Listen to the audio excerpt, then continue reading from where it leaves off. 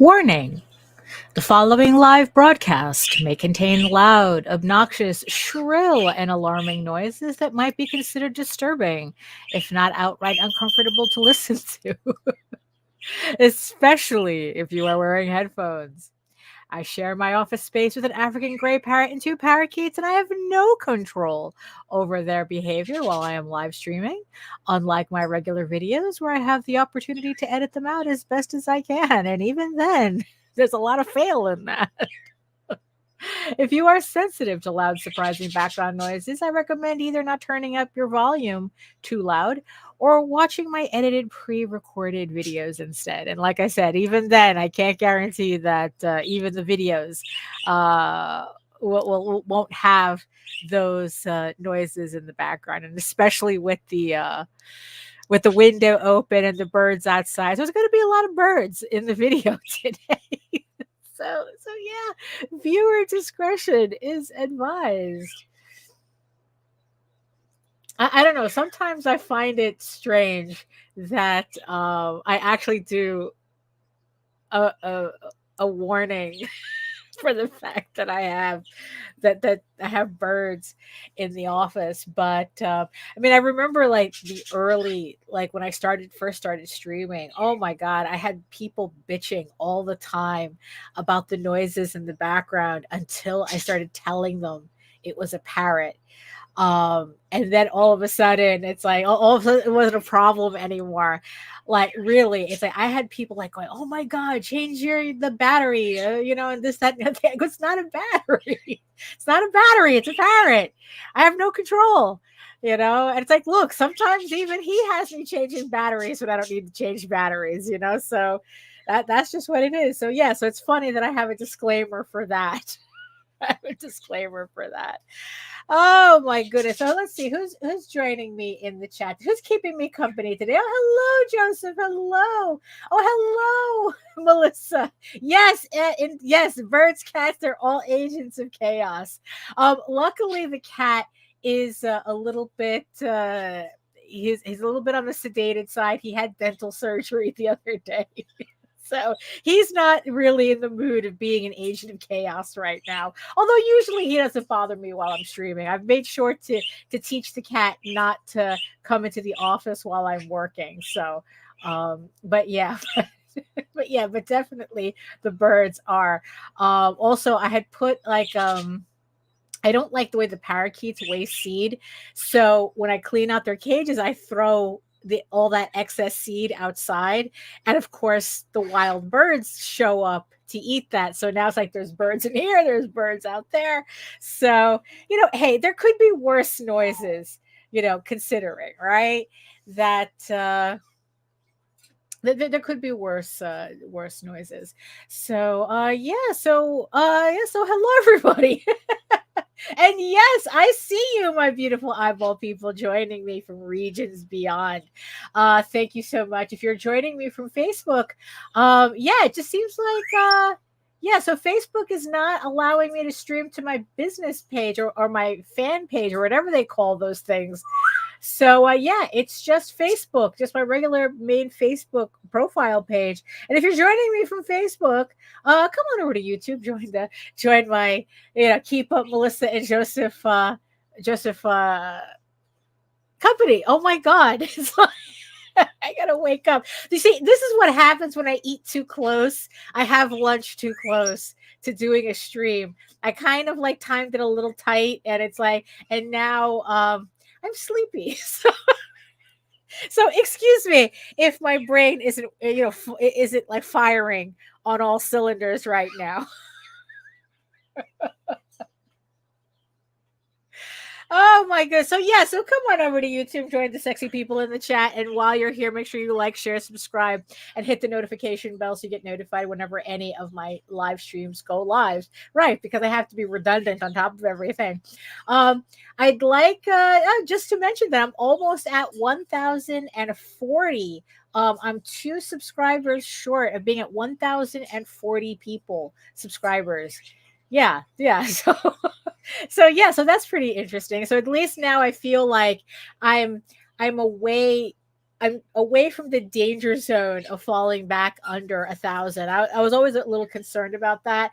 That it took me so long to hit 1,000 that I thought that I would, unfortunately, but that would like kind of like drop below 1,000 really quickly. But so far it's been okay. I think I won't feel safe until I'm at 100, 1,050, so we'll see, right? But thank you everybody who subscribed to the channel. If you haven't subscribed to the channel, why not? If you're watching my shows all the time, might as well just have it in your feed, so make sure you hit that subscribe button, and push me up a couple of numbers, make the algorithm gods happy. Even though they say that the subscribers don't do anything for the algorithm, but I don't believe it. So push the little button there, give it a little pow, and we can all oh, hey, hello, Gothic Lilith Angel. Hello, welcome from Twitch. Hello. Yeah, I hope everything's okay with Vess. I know that she moved, and then it's like she said she had like a family emergency she had to take care of, but I haven't seen her streaming for a while, so but I'm sure everything's okay. I'm sure everything's okay, but thank you for coming anyway. Thank you for coming. Well, usually she's finishing up a stream when I go live, so but yeah, but I hope that she gets back to streaming soon. So let me get this officially started. Yes, hello everyone. My name is Daphne Lage, and I'm a cartoonist, illustrator, and comic book artist from New York. I have been self-publishing comics since 1992, and you know what that means. You really want to know my process? Absolutely. Usually starts with a holla and ends with a creamsicle. And then if there's time in between, Thundercats. Ho! And I am known for the furry fantasy adventure Tall Tales, which I want to thank again everybody who pledged to the Tears of the Mother issues 1 through 6 campaign. I just sent out the first batch of rewards out today. That's all at the post office. I have like 13 packages left to send out. So also keep an eye out in your Kickstarter DMs for links to all of the PDFs that also came with the campaign. So again, I'm almost done shipping everybody's books out. So thank you so much for everybody who supported. Because I really want to get this finished, because I am also known for my medieval fantasy drama Egoraven, Heir of the First Unicorn, which returns to Kickstarter on June 10th with Egoraven, Heir of the First Unicorn, Volume 2, which collects issues 5 through 8 of this 15-issue series. I keep wanting to say limited series. No, it's the series. There is no limited nothing. It's issues 1 through 15. That's the story. So make sure that you hit the link in the show notes. Also, that's what I forgot to do. I forgot to put the link in the chat. So let me do that right now. I'm going to put the link. Hey, Nita. It's like, yeah, I'm here for the werewolves. Yeah. Well. So I'm putting a link to Egoraven in the chat as well to make it easy for everybody. I am close to 100 followers for the campaign who are following the campaign so that they get notified when the campaign goes live on June 10th. So keep an eye out for that. Okay, all right. So in the meantime, you can read both my comics online at egoworks.com. That's EGOWORKS, and Tall Tales. That's TAILS online.com. And you can check out all my videos on how I make my comics here on YouTube at my channel here at Daphne Lage, LAGER, which also simulcasts through the Indie Comics Network, which coincidentally, I am also a co-host with Nita Lanning on the Raging Through the Vlogs show every Monday and Friday at 11 a.m. Eastern. Usually it's about an hour and a half of just talking about whatever it is that we feel like talking about, but guaranteed it's related to indie comics somehow. Not all the time, but I try to make it connected. So again, make sure you like, share, subscribe, and hit the notification bell on both our channels so that you get notified when any of our shows go live. So yeah, so let's see. So what's going on today? So let me just get myself together here. Oh, hey Michael. Hello, hello. So yeah, so a couple of things. So I'm right now in kind of like the crunch time before the next campaign launches. Like I said, I've been sending out the Tall Tales campaign rewards. So if you pledged that campaign, I sent out a bulk of it this morning. So I'm hoping to have the rest of the rewards shipped out by the weekend because we have another Oswald campaign coming in. So we have to clear off the table so that Jose can pack that. If you pledge to Magi's Grace, that book has. That's completely out the door. So you should be receiving your rewards for that campaign as well. Jesus Christ. I mean, kind of like juggling this many campaigns is it's something. It really is something. I mean, but that's what we do, right? In the end, that's what we do. So, and of course, so like I said, it's like, I'm not trying, I am getting the Tall Tales campaign out because, like I said, Egoraven Volume 2 is coming up on June 10th. So everything that I'm doing now is kind of like the rush before the storm. So I'm trying to get like a whole bunch of things. I mean, I still have to do the video for the campaign, but the campaign itself is ready to go. I just put in a couple of more things. I put in this morning. I put in another stretch goal there. So yeah, so even the stuff that we're going to be working on, because at the last minute I decided I needed to do some crossovers with some friends who are also either running campaigns of their own, or they have something that they have a book that makes sense for me to cross over with and just try something different. But today, this is all about. Let's see. That's also another thing I forgot to put into the chat, but it is in the show notes. So today is all about Nightwolf. So this is a crossover print that I am working on for Rob Multari's campaign Nightwolf. And what I'm putting the link in the chat right now. So optimally, I would have preferred to have had more time to do this crossover with Rob and his campaign for Nightwolf Volume 2. But it turns out that our campaigns overlap by 4 days. So in his last 4 days of his campaign, I will be starting my campaign. So we only have those 4 days to take advantage of this crossover. So this print that I'm working on, it's an Egoraven Nightwolf crossover, and everybody who pledges to both Nightwolf and Egoraven in those 4 days, you're going to get a special print and sticker set that for as a thank you for supporting both of our books. Now the thing is, though, because Nightwolf is running now, you can place place your pledge at any time as well. Oh, hey, yeah, Rob has, and he has so many of them too. Yeah, it's like he has some of the best die cut covers. Yes, because that's the hardcover. That's for the hardcover, but there's also a soft cover available on the campaign. So let me just bring this up for a bit. Okay, so this is a close up of the print. As you can see, that's what we're going to be working on today. But I just want to show this. So that's Egoraven Volume 2 and Nightwolf Volume 2. So it goes together. Two great tastes that go great together. And but you can pledge to Nightwolf at any time.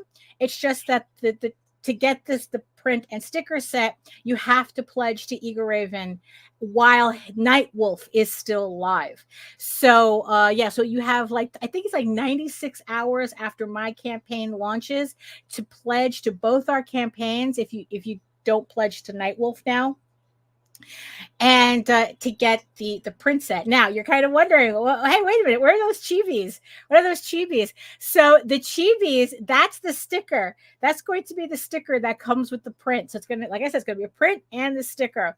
And yeah, so of course I couldn't do a Night Wolf crossover print without bringing back Wolf's son Loki. So so everybody's going to get this little sticker of a very indignant Wolf's son Loki and Snowpaw.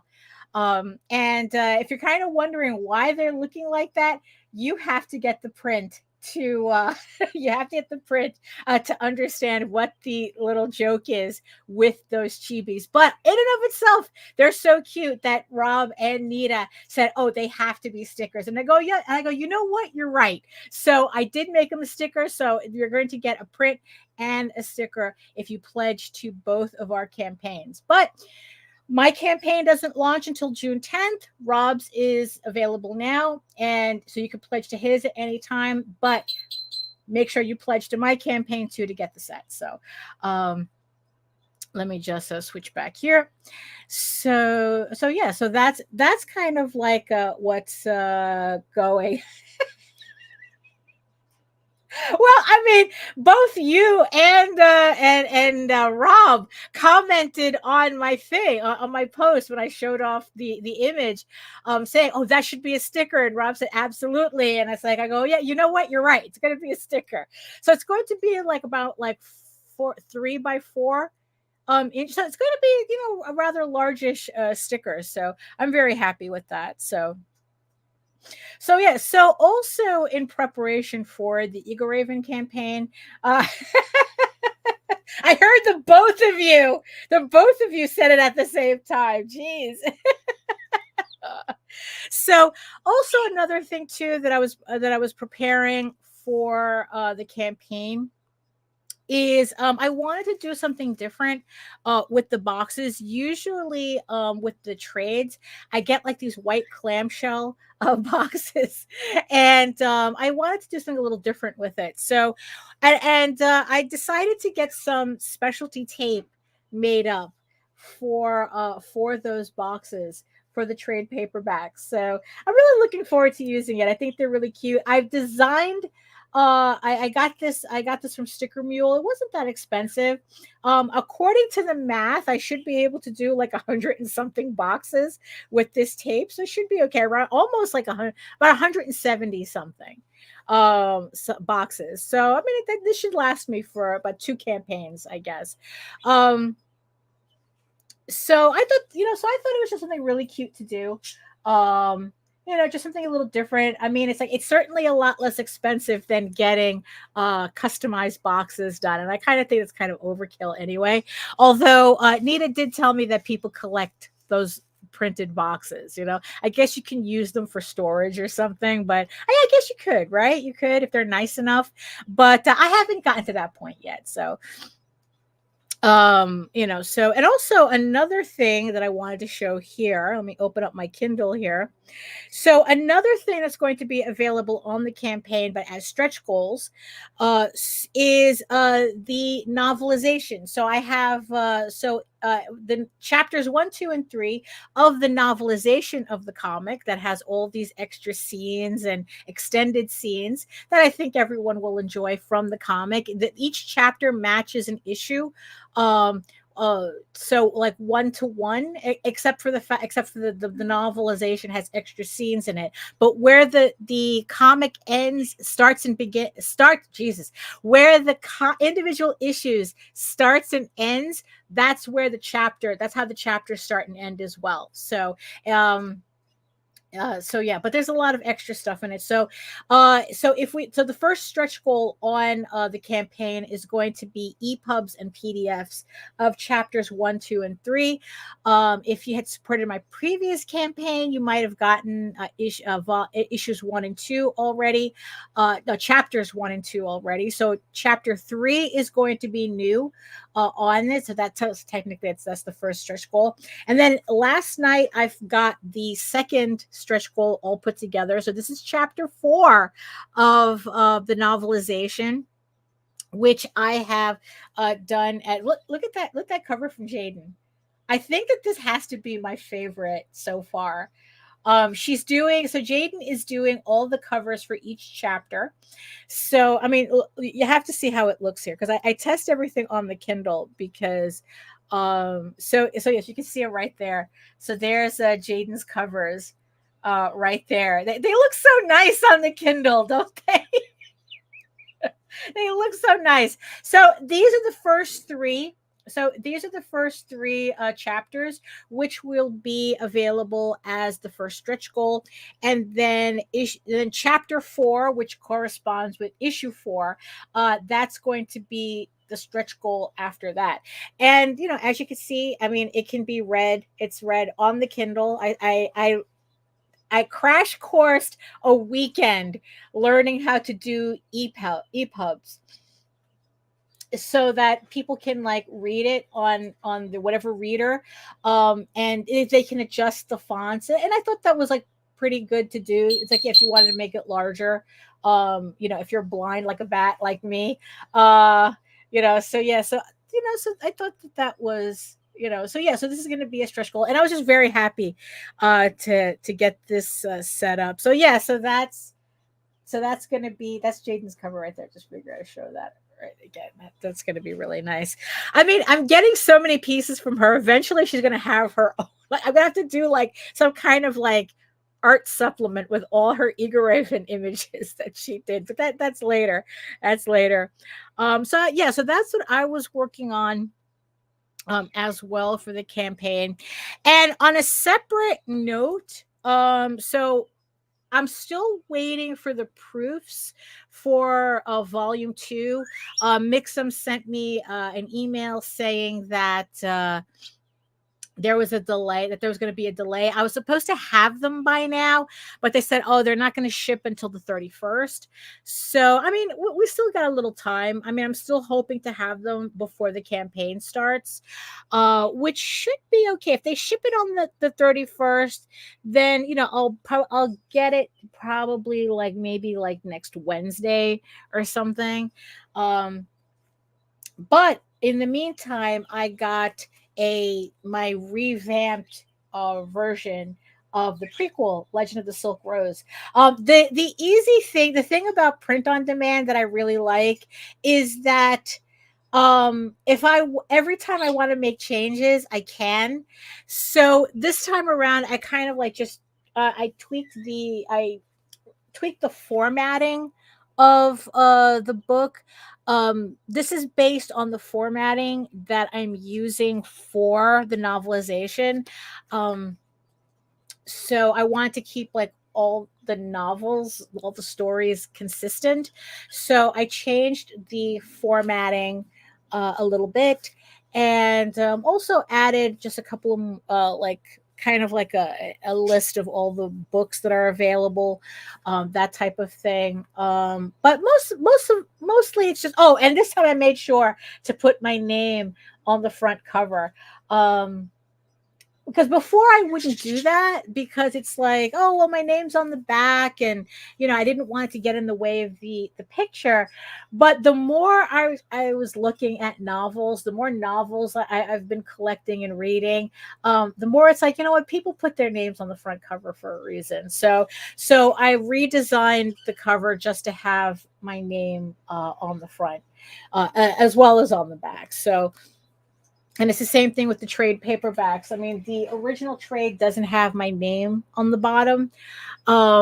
So those are going to match as well. So at least that way, with POD, I can kind of like make these changes as I learn how to format better, to make these books. There's always something, right? There's always something. So last but not least, the other proof that I got today. Melissa says, will the novelizations use imagery as well as the prequel novel? Thinking of jumping into the novel game myself and not sure if I should include images or not. Images are big. A lot of the novels, the fantasy novels that I've been seeing on Kickstarter, they love putting like that. That's like a bonus to have. Like you can have like a regular version that doesn't have illustrations, and then like the deluxe editions will have illustrations. But yeah, the novelization will eventually have illustrations. Right now I'm just more concerned about getting it written and getting like the covers or like the new illustrations for the novelization. But when I finally get all through all 15 chapters and I put them all together in one book, the idea is to have each chapter illustrated the same way as the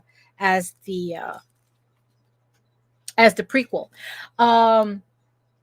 So yeah, so my intention was always to put illustrations in it. It's just that right now, as I'm writing it, I'm not worried. I'm not worried about the illustrations right now because it's like, you know, what I was reading about the EPUBs is that everybody who talked about formatting EPUBs, they really don't like putting images in there.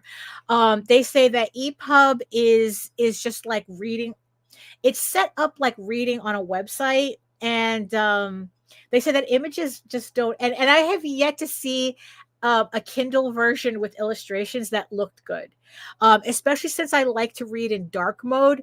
So any illustrations, any graphics that pop up, there's always like a white box around it. So I don't like that. So that's why the EPUBs are not going to have illustrations in them at all. But the physical copies, I am definitely cranking the illustrations up. You know, the thing is, like, I'm still trying to debate like how I'm going to do Jaden's imagery in there, because I'm going to do pen and ink pieces, but her stuff's in color. But you can't, it's not feasible to print a novel in color just for the few color pages, especially in POD. It doesn't work like that. If I was printing offset, I would have that option. But for this, so I was thinking, because another cool thing that's really popular is people collect vellum overlays. So that's kind of how they fake color in their books without printing the book in color. So I'm gonna have my black and white images, and maybe, you know, like Jaden's images are going to be like overlays that you slip in, color overlays that you slip in. So it's, you know, so yeah, so I highly recommend, if you want to do illustrations, because people really do seem to like that.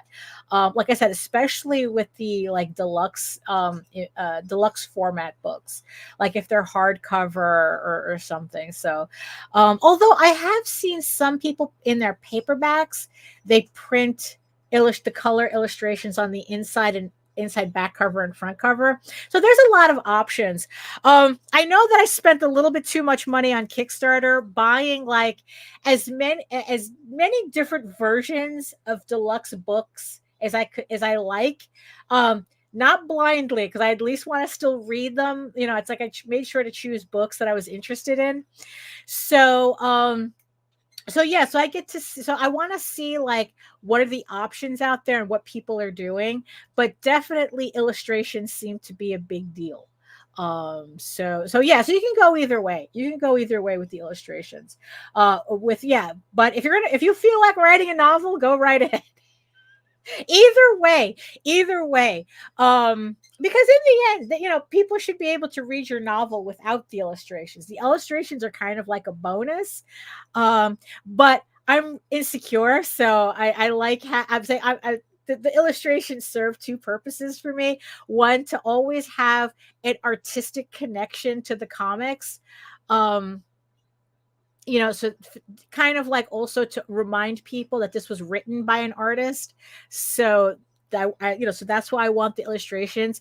And two, I'm a little insecure about how whether my descriptions of of the characters are enough. So at least the illustrations, it kind of like, okay, this is what the characters look like, so you don't have to think too hard about it. So yeah, so that's so I would recommend it. I mean, it's like if you want to write a novel, I think it's fun.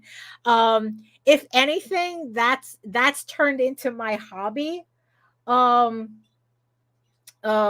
Writing, you know, like writing the novels, and I wrote a novel already. I just haven't gotten around to it, because that novel comes later, so I decided I'm just going to sit on it until I finish the novelization for Heir of the First Unicorn. you know, because technically the novel that I wrote first was the sequel, writing everything all out of order. Um, so yeah, so that I'm gonna wait on that one later. Um, but also, oh, but the last thing that I wanted to show everybody, although the only thing I could really show is just the cover, the other proof that I got is the House of Bob collection. This is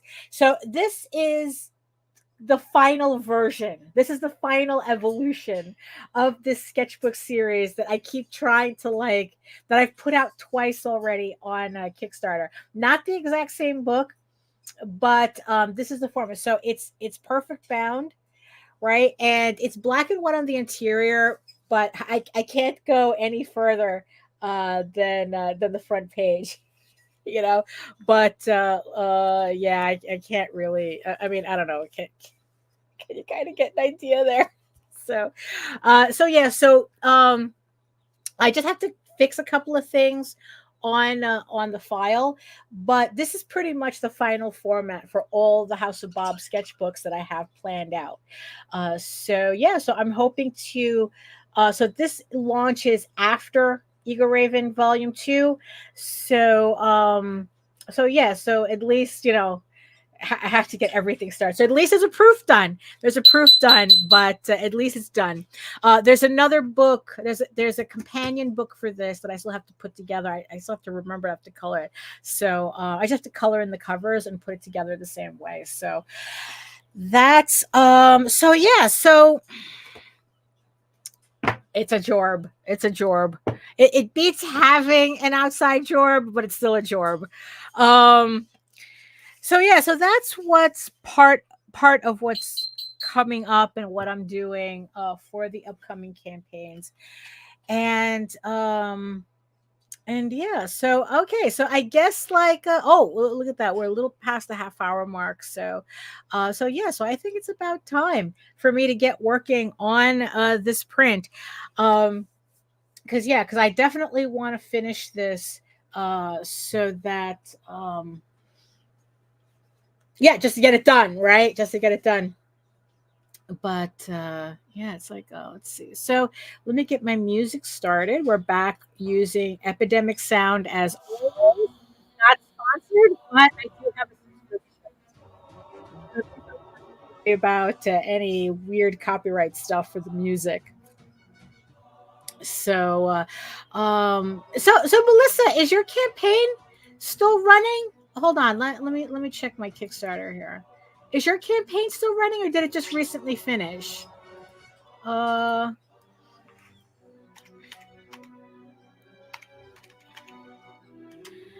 say Melissa J. Oh, there you are. Okay. So let me see here. So I think what? So it just finished? Oh, so it just ended. Okay. So yeah, so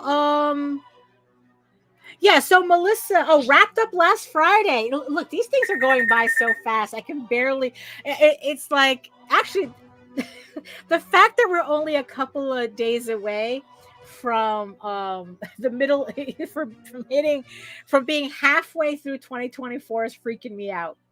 But yeah, because I remembered you had. It's like, oh, I gotta mention that, and then I completely. I'm sorry, but but at least people can. You know what?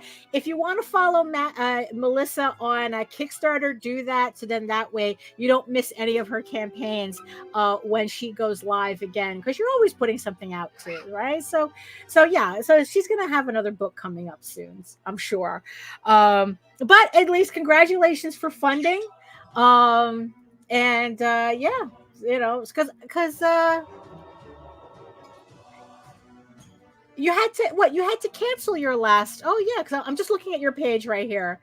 That you canceled your last, but at least this campaign funded without an issue. So that's good. Melissa's thinking of doing my first trade collection in the fall. Oh, no problem, Melissa. Look, definitely when your trade comes out, I'll pick that up. So I'm not, especially lately, it's like I'm not one for individual issues, but definitely trades.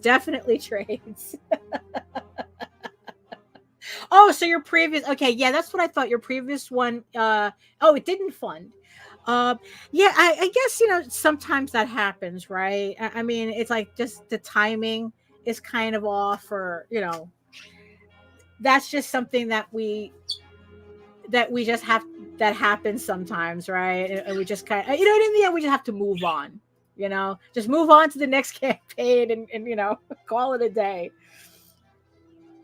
Okay, so for this, so for the piece right now, I'm going to start putting in the shading.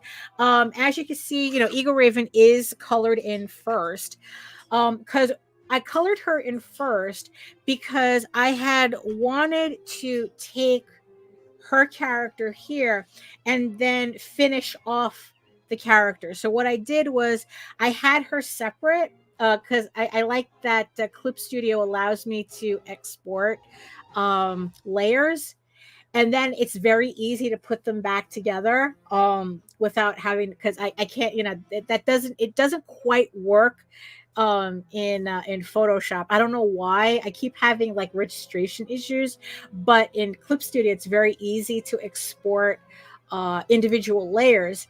So because of that, I was able to pretty much complete the drawing and then have like this full character that I could use for promo.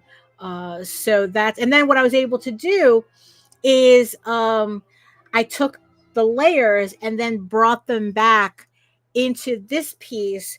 So it was like, so I didn't have to do anything. Everything registered correctly. So I had it pretty much this part done already. So now I just have to finish up the rest. But yeah, so at least I have this extra kind of like promo PNG thing that I could use. So so yeah, so let me start with the shading. So let's get our violet, whatever color that was. And yeah, and just get this started. So so the joke with this piece is that this flower is called Wolf's Bane, and this was based on a prompt. This image is based on a prompt that Rob had suggested a while ago. We were just like kind of like just talking. He had brought up the idea of doing a Night Wolf Egoraven crossover, like an actual comic. I don't know if we didn't really get much into detail with it because I just right now, even then and right now especially, I don't have the time to do another to start working on another comic. Maybe once I have everything done, I have the 15 issues penciled out and lettered, and once I have like all that done, maybe we can revisit that idea. Because it's like, look, if as long as the story's fun, I'm game for it. It's just that just not right now. And he had given me kind of like this prompt, and I thought it was funny. It because it's like, Rob, are you literally writing fanfic about Egoraven? And I thought it was cute. So the prompt just lived in my head rent free all that time. And when this crossover idea popped up, when I realized that we had that overlap in our campaigns, it's like, I go, you know what? I'm going to do that prompt that that he had brought up, and I guess he was surprised that I remembered it. Um, so that's pretty much where the piece is kind of like from. And I thought it would be funny for Rodney to be trying to give Egoraven Wolfsbane. Because it's wolfsbane. Because it's called wolfsbane. Why? Of course, a werewolf would give wolfsbane, right? It's really um. So yeah, so that's oh no, that's one color.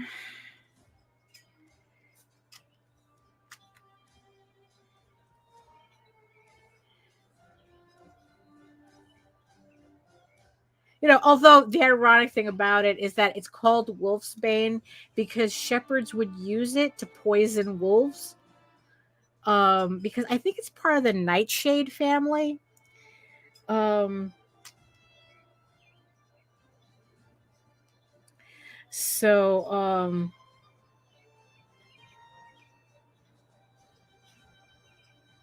yeah, but nobody has to know that.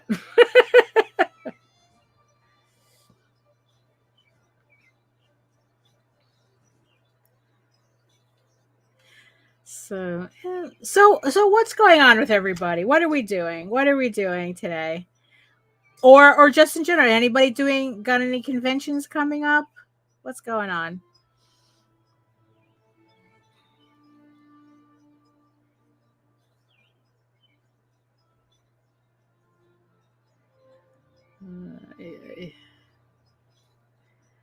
But yeah, it's like I have like a whole list of everything right now. It's like ever since Tall Tales finished, it's like my brain went straight to. I was like, okay, now I get it. Now to get ready for the next one. So,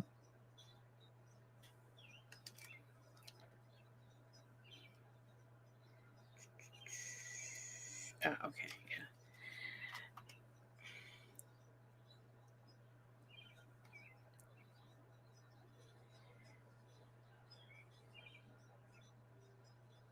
Actually,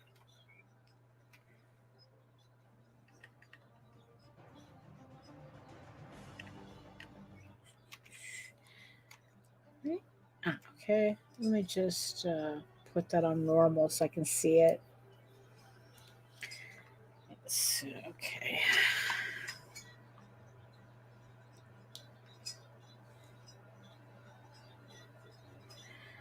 Ay. I'm just glad that it's it's just nice enough to have the window open because it was kind of like it was muggy, it was rainy, it was muggy, it was rainy. Like I think it rained so much. Um,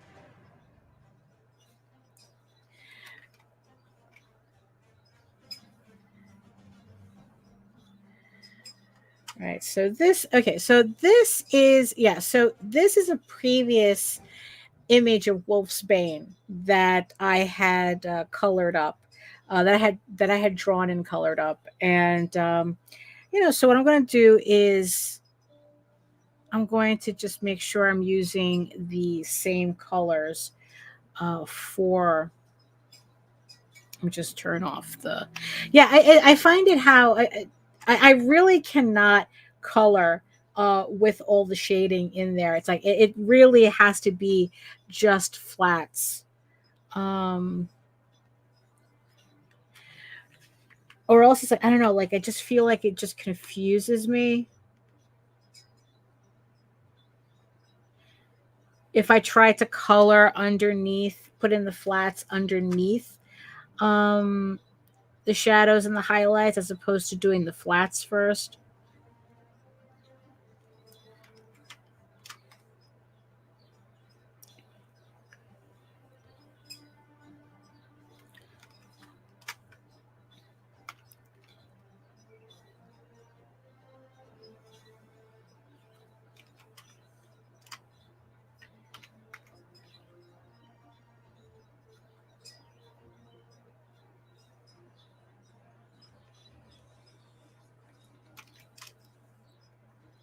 Okay.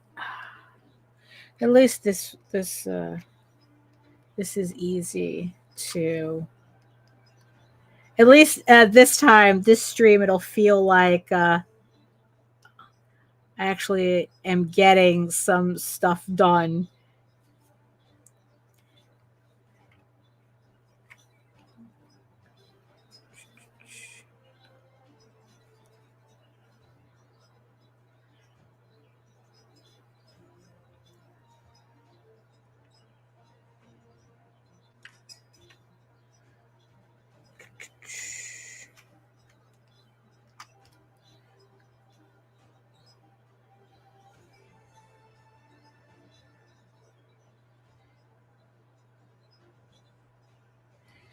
Yeah.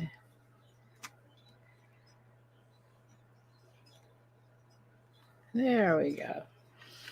So then, right? So then it's like, so once we turn on these, let me put the highlights. There we go. So it looks pretty much, hold on, did I use a, no, that's the same one. Right, so yeah, so that, let's see. Yep. Although, oh, I think the stem I used a different color. Hold on. Yeah, I think I used, so let me change this. So let me just,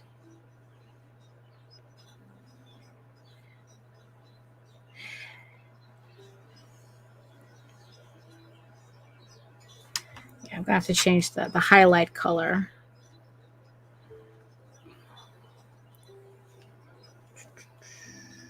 Okay. And then let's see, let's use, what did I use last time? I think I might have used yellow. Wait, hold on, let me use this one. Oh, much better, much better. I don't want it so bright. Yeah, that's the correct one. See, what do I have going on here? Is there something? Did I forget to? Oh, there we go. Let me fix that. I mean, usually these. Oh, there we go. I mean, luckily these don't really show up because they're so tiny. But you know, if I see them, I prefer to clean them up a bit.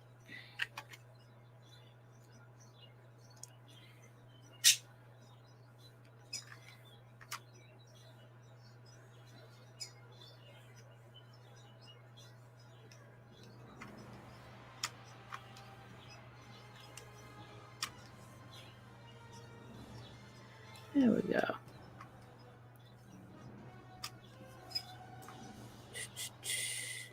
Okay, there we go. There we go. So let me put a little bit more over here.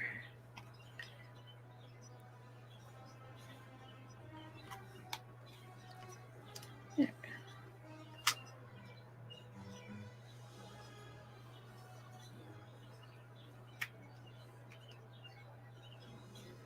Huh. Yeah.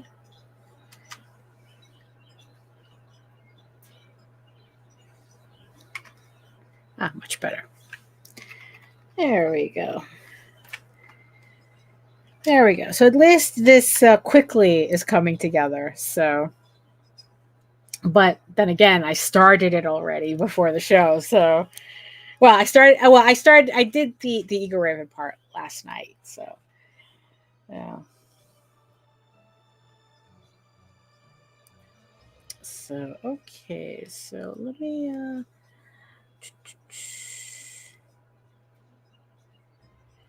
Yeah, so let me just close that. We don't need that open. We don't need that open. Okay, so this we don't need open anymore. All right, so here, okay, so let's, okay. So this is an image that I took from a previous Nightwolf print that I did.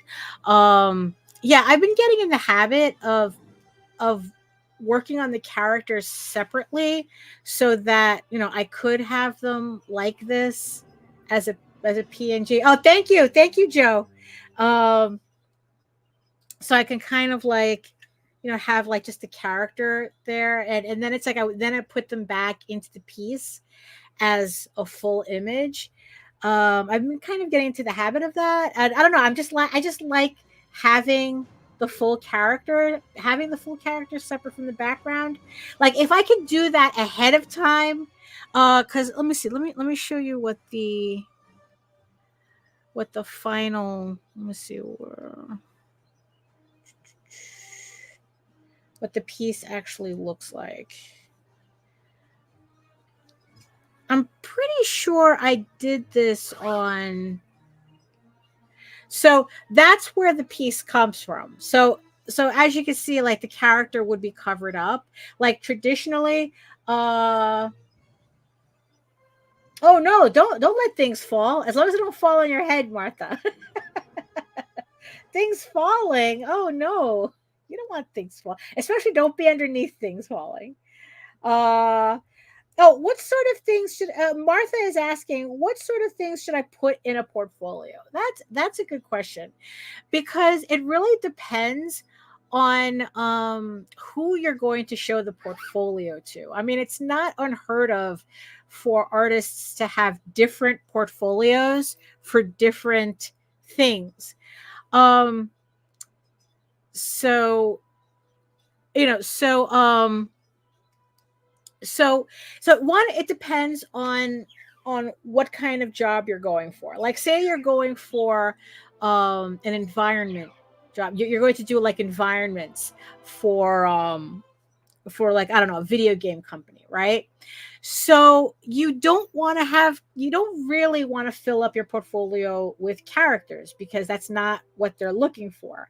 So you want to have a portfolio that's dedicated to what it is that they're looking for. I always thought that a portfolio is supposed to be that's supposed to like showcase everything that you can do.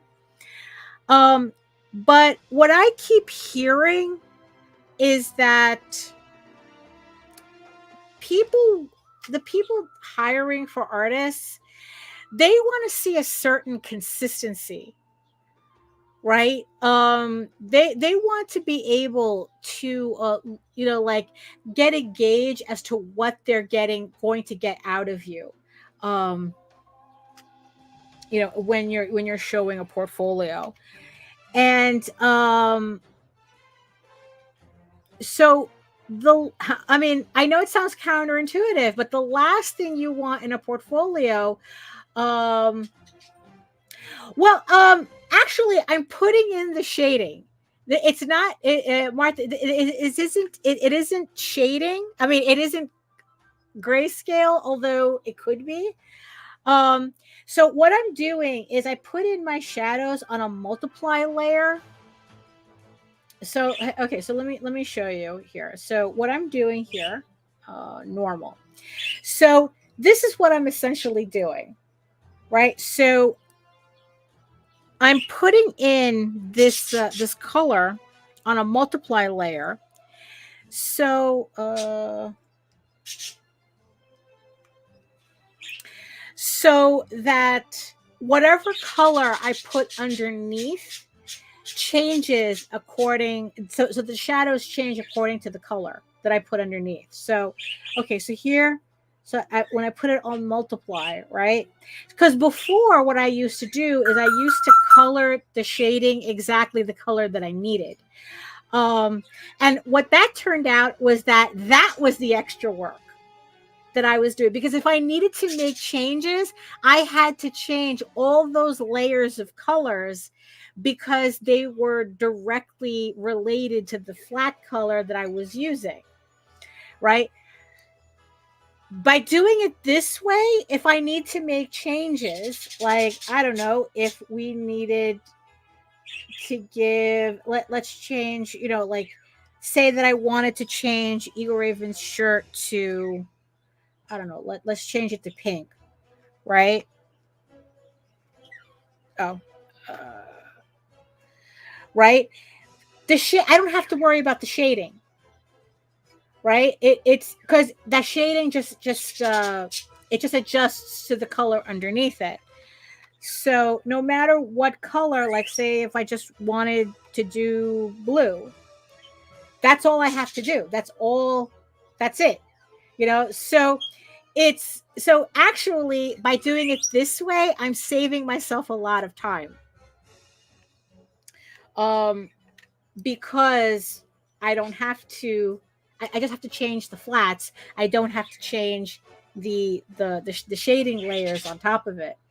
So yeah, so actually, yeah, so honestly, it's like I'm actually saving time by doing it this way, as opposed to the other way that that I used to color. But yeah, with portfolios, but going back to the whole portfolio thing, yeah, it really depends on what it is the people hiring you for, like what is it that they're looking for.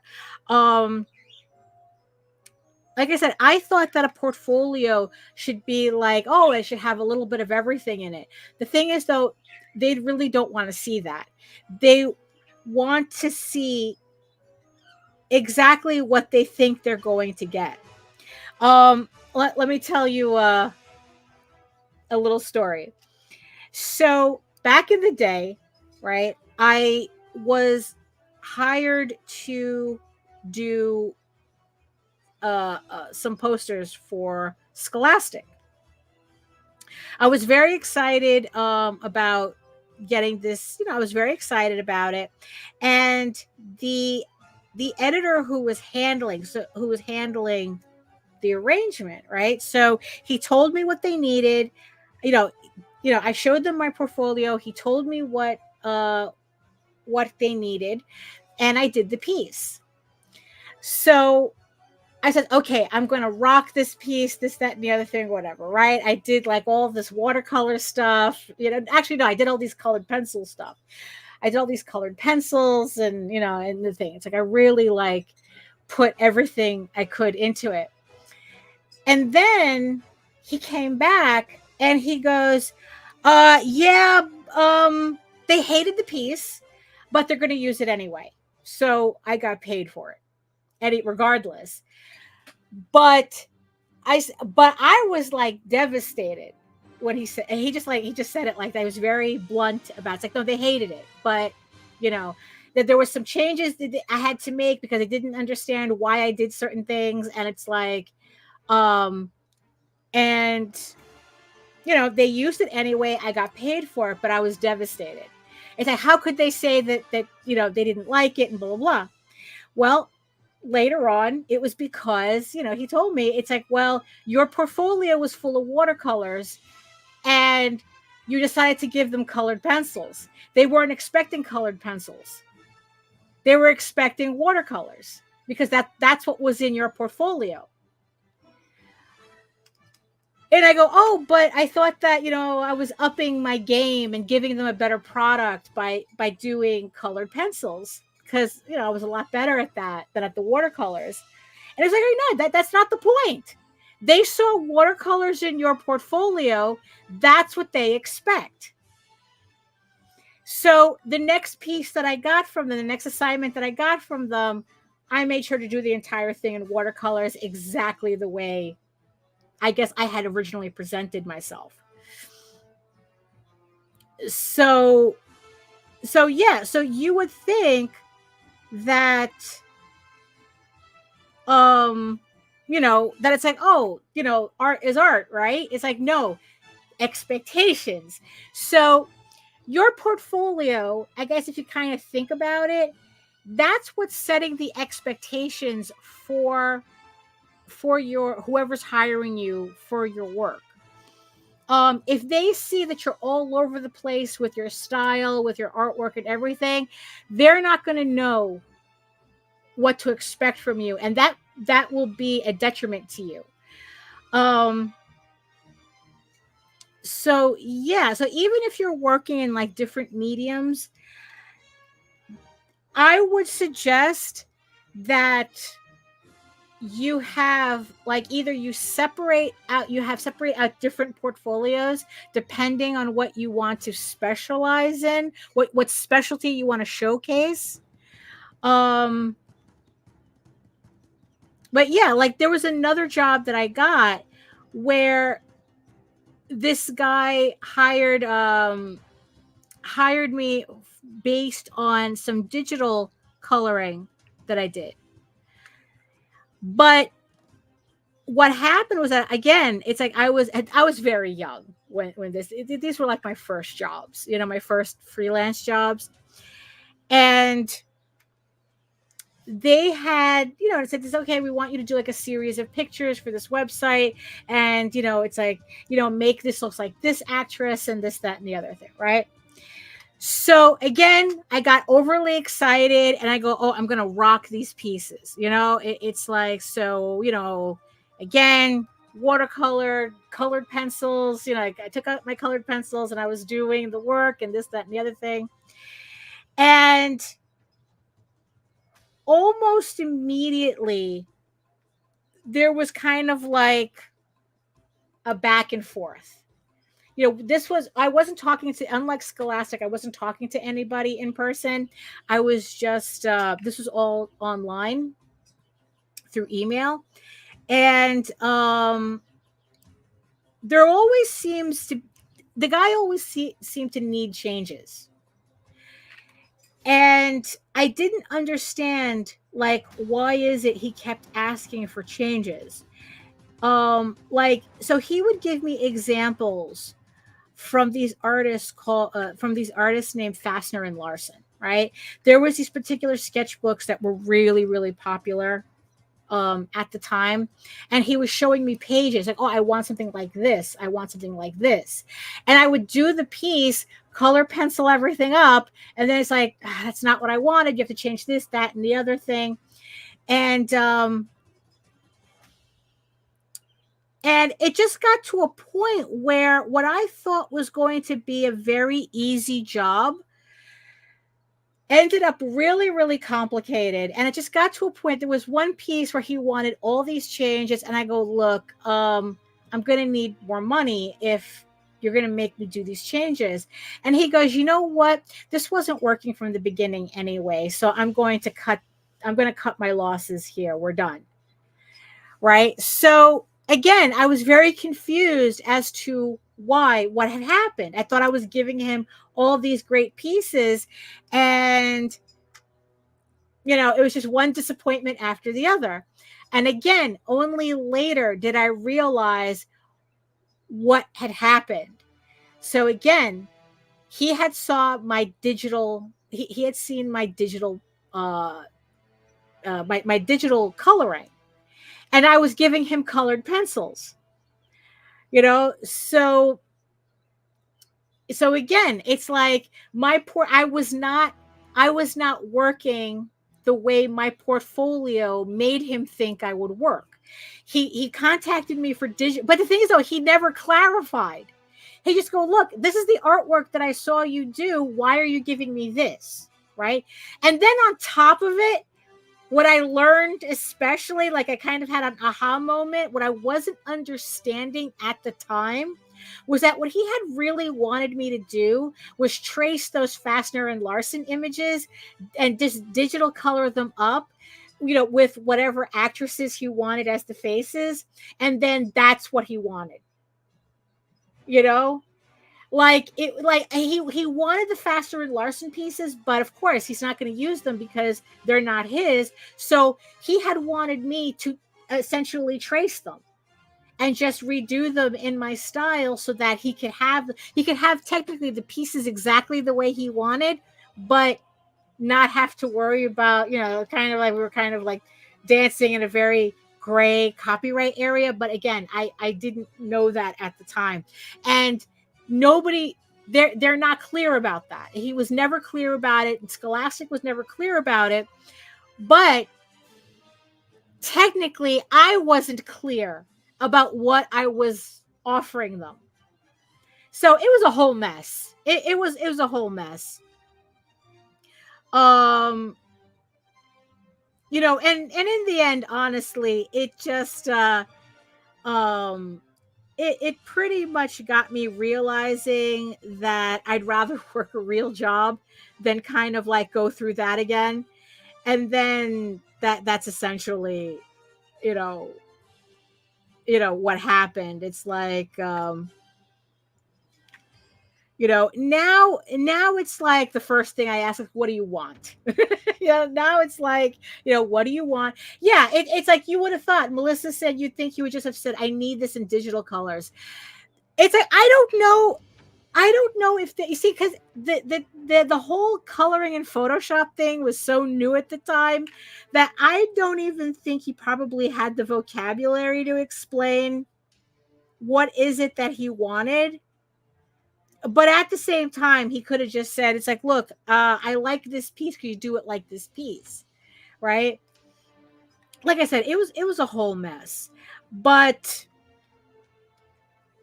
you know, again, you learn. Oh, hey, Jody, hello, hello. No, I haven't seen Jake in a while. I haven't seen Jake in a while. But then again, I think he's like, what is he? I think he's back in school or something. I don't remember. So you know, I don't know. He hasn't been around in a bit.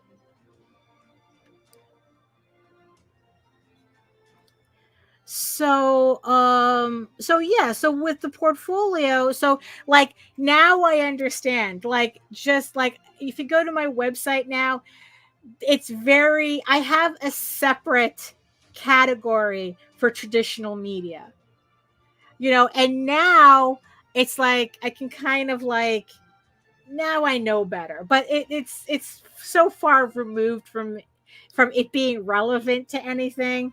um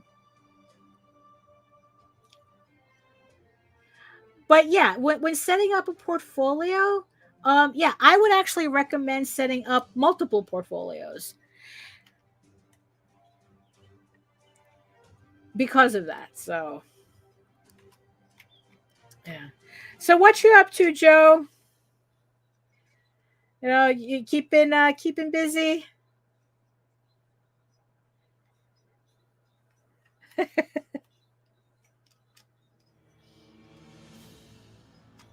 But yeah, but also yeah. So yeah, this technique that I'm using, I learned it from a professional comic book colorist who had like a bunch of video tutorials but on YouTube. Oh, hey, Joe. Joe says, so I have two Joes in the chat. So Joe D says he's at the 9 to 5 just watching. Yeah, that's what we're all doing, right? And then technically this is my 9 to 5 ish thing. And then Joe Bachman says, just listening while I get ready for my stream tonight and wrap up some stuff for the workday. There you go. See, we're all just hanging and working, you know.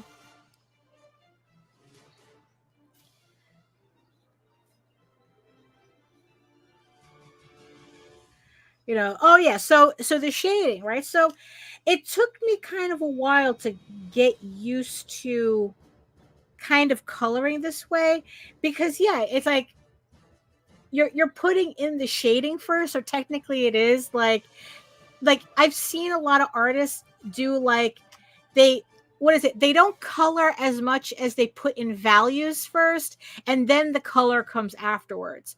Because as long as your values are correct, like they're painting in black and white first, and then they put the colors on top of it. Because as I guess they feel that as long as their values work, then no matter what colors they use, it'll always work. That'll work as well. Um,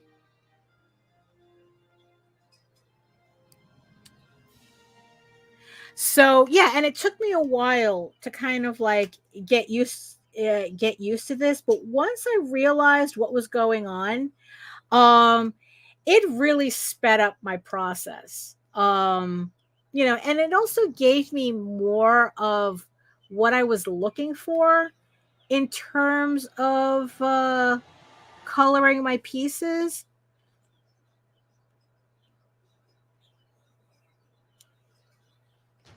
You know, although, you know, it's like I've been kind of like saving some tutorials for later about how to do kind of like a more painterly style. You know how you have those like it's really cartoony, like it's mostly like a lot of anime pieces where it's like it's cartoony, but the painting, but the rendering is kind of on the realistic side. Um, you know, I was saving some tutorials for that. But again, it's just I'm not sure how committed I am to to learning um to learning another coloring technique right now. Like I'm literally at this kind of point where if I wanted like a more rendered style for my work, I think at this moment I would rather hire somebody else to color it.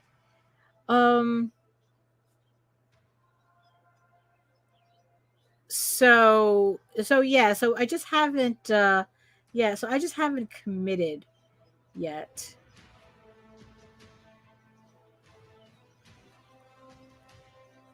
You know, because really there just comes a point where it's like, you know, maybe I will just hire, you know, like you just have to hire it out, you know.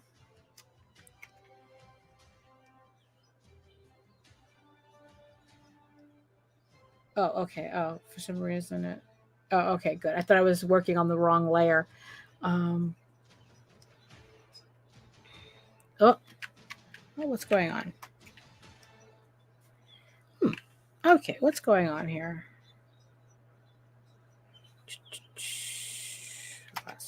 Oh, okay. Oh, that was weird.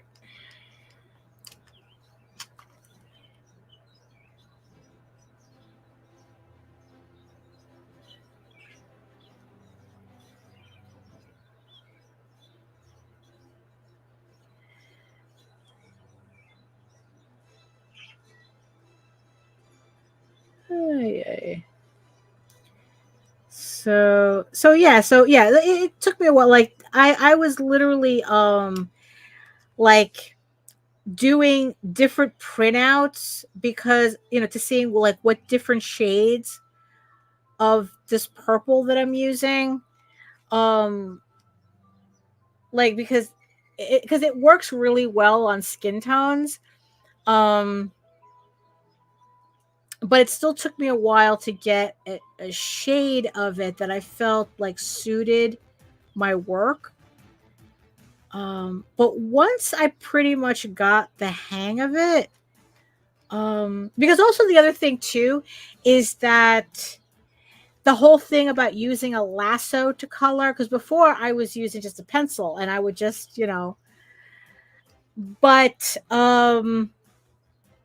I would start seeing like these digital guys using the lasso tool, and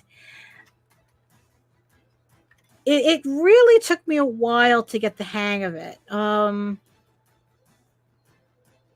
I don't quite remember what the issue was, but once I realized, like this is just like I couldn't imagine going back to my old style, to my of how I did my coloring.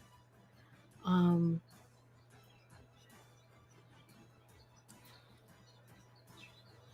because it really was a lot more complicated, and I learned that style from a tutorial as well. Um, there used to be like one of the early web comics, and you know, and this guy showed his style on how he colored. He had like this anime style, and you know, the hard cell shading, and he did a tutorial, and that's what I learned from that. I learned how to color from that tutorial, but compared to this, it was a lot more complicated than it needed to be.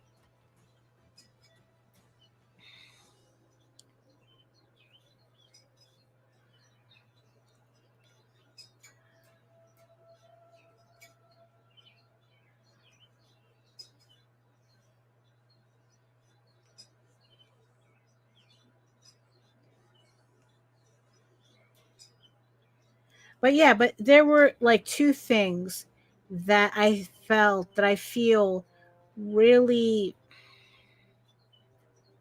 allowed me to do a lot more artwork in a much shorter amount of time. And that is uh Clip Studio Paint, all right, Clip Studio Paint, and you know, finally getting the hang of drawing on the Cintiq. And because I still, if I had to do all this work manually, I mean, I don't think I would be as far ahead as I am on Egoraven as I am now. I have 8 more pages left on issue 13, pencil and letter. And really, I don't think I would have gotten that far if I had to actually draw analog. Um, and it's like, look, it's not like I can't draw analog. I mean, I'm having a real hankering for drawing something traditionally. It's just that if I want to get the work done in the time frame that I've set myself, this is how I have to do it. And I'm very happy that this is how I have to do it. You know.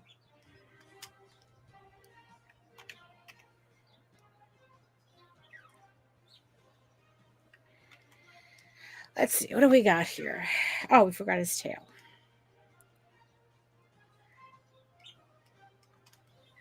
Okay.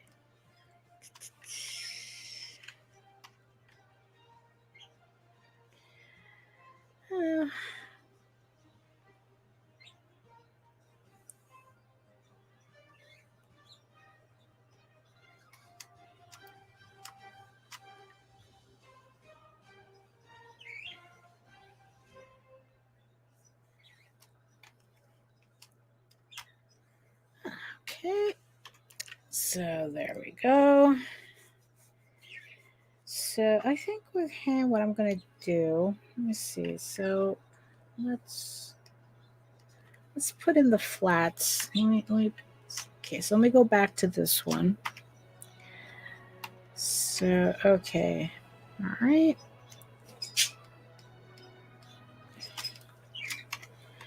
So I'm gonna put in the flats because the type of color that he is, it's easier for me to do the highlights if I put in his flats.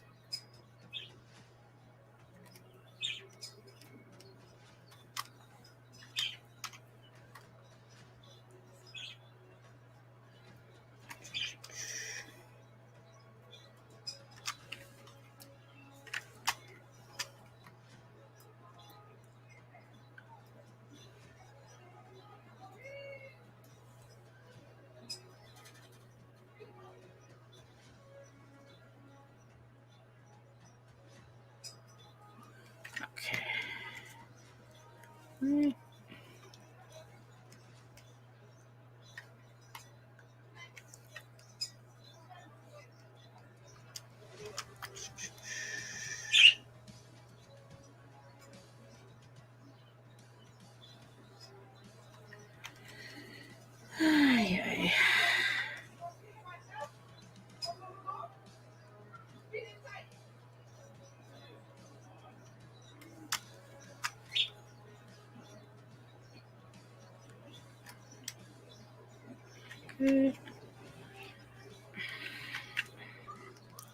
I keep confusing all the shortcuts for Clip Studio in Photoshop. So let's see. So okay.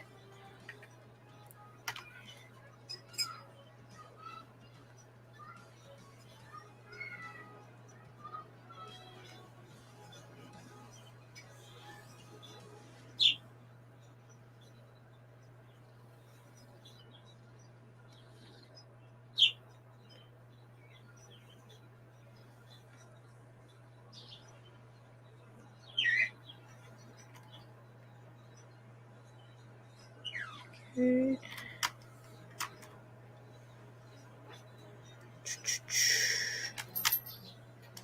All right, let's see. Okay, all right, that's this. Okay.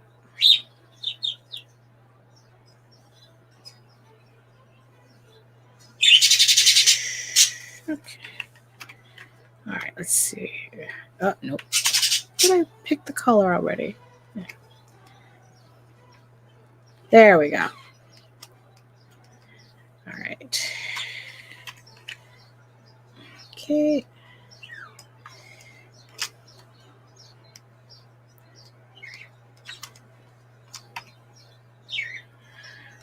Hi. So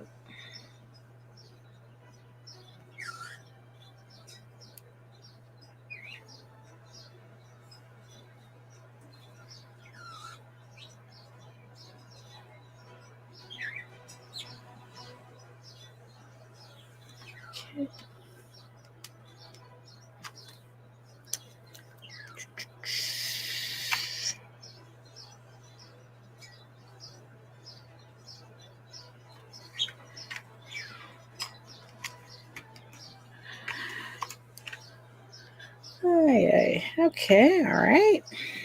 It's coming together.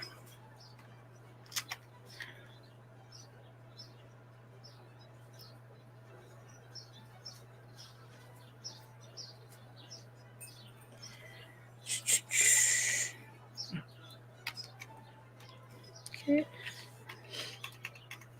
Let's see. Does he have? Okay, I think.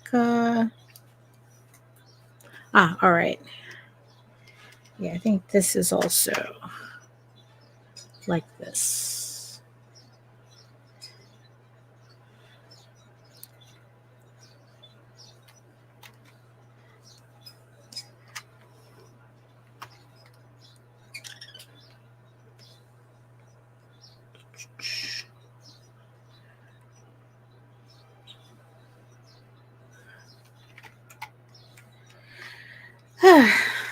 Well, I guess this show around, I'm not quite as talkative as before. So, like I said, my brain is all full with all the stuff that that I still have to do. Like I wanna finish this piece tonight, so I can put it on the Kickstarter. And then I want to pack up the rest of pack up the rest of Tall Tales and get that out.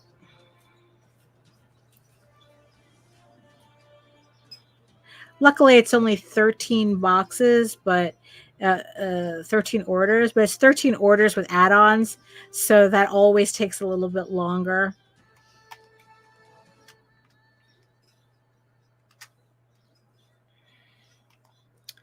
There we go. Okay. All right.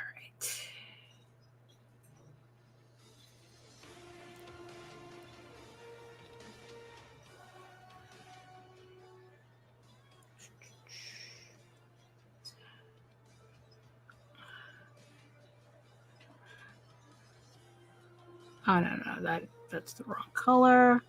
Oh, look at that. I forgot a whole section here. Okay. There we go. Oh, look at that. Look. There we go.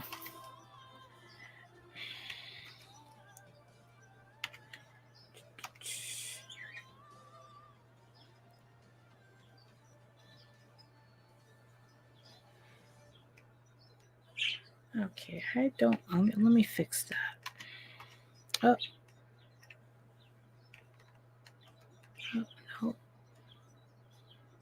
Oh, there we go. Okay, I don't like the way that looks. Oh. There we go. Okay. All right, let me. Okay.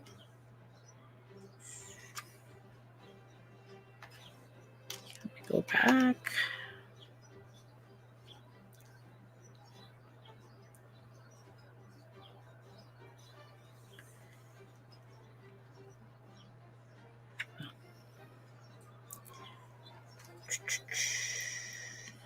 Okay.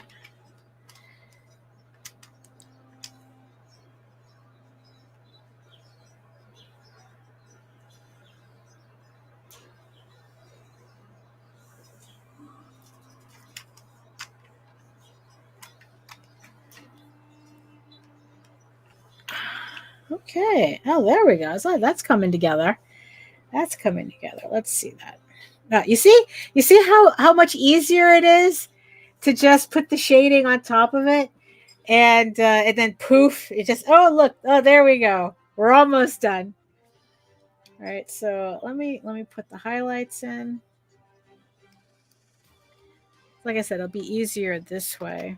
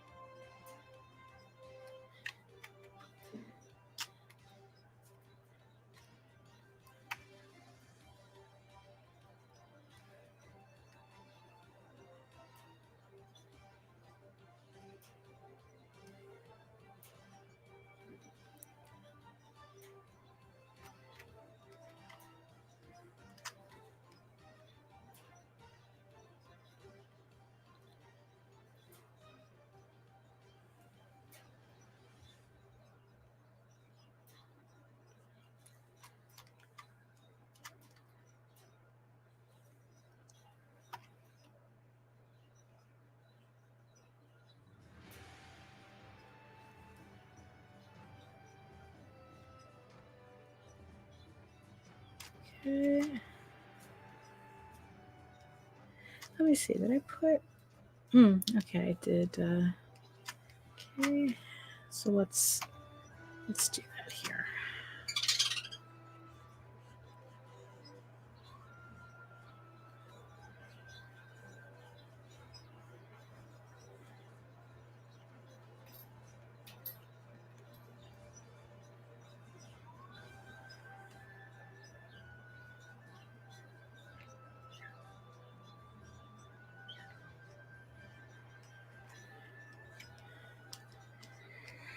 Yeah.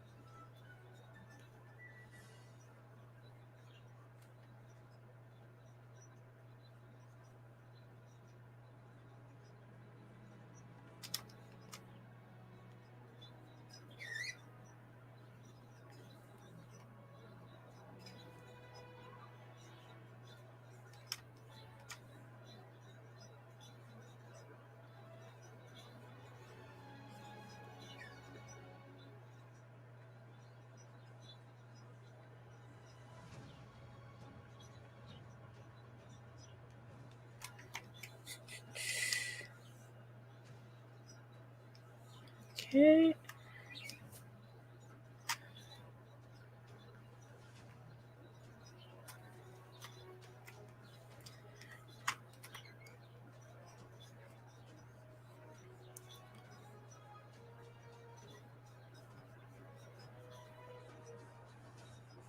Well, I really like this music.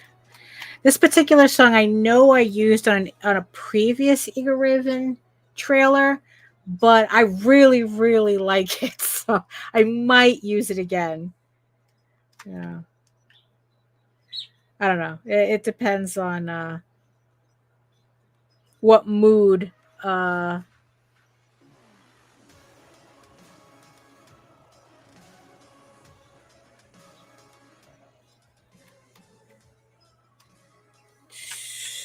There we go.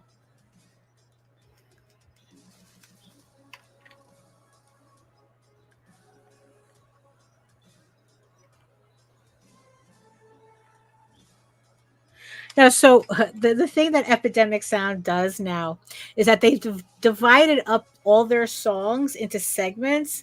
So this segment is technically from the same song that I used before. It's just it's a different segment. And it's like, technically I could use the song again, just a different part of it. But yeah, I would just have to see. I would just have to see.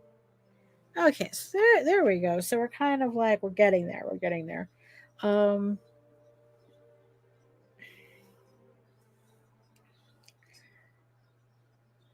So, okay, so let's, okay, so let me just finish. Let me do this now. Let me shut that off. And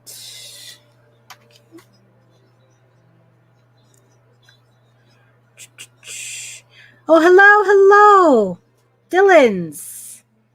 Yes, I see. I see you. Hello, welcome from Twitch. Let's see. We're just all working here. It's a little quiet, but it's because we're all working.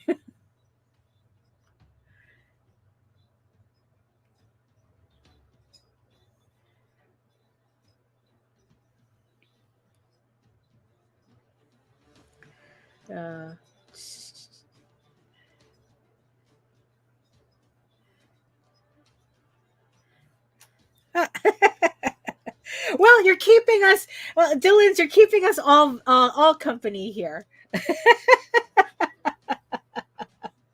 But thank you for keeping us all company. Let's